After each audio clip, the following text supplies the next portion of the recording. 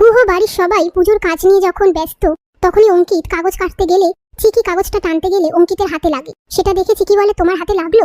অঙ্কিত বলে, আমার কিচ্ছু হয়নি। তারপর অগ্নি অঙ্কিতকে বলে, চিকি পুরো তোর মেয়ের মতো, তোদের দুজনের বন্ডিং দেখে আমার খুব ভালো লাগে। মাঝে মাঝে আমারও ইচ্ছে হয় আমি চিকির সাথে ঠিক এমন ভাবেই মিশি, কিন্তু ও যদি সন্দেহ করে। অঙ্কিত বলে, মেয়ের মতো কেন বলছিস, ও তো আমার মেয়েই। এই নিয়ে তারা কথাবার্তা বলতে থাকে। তার মধ্যে সবাই কাজ করে ক্লান্ত হয়ে ঘুমিয়ে পড়লে সেই সুযোগে লালি চিত্রাকে ফোন করে। চিত্রা বলে, কোনো স্কোপ আছে? লালি বলে, সবাই পুজোর প্ল্যানিং নিয়ে ব্যস্ত।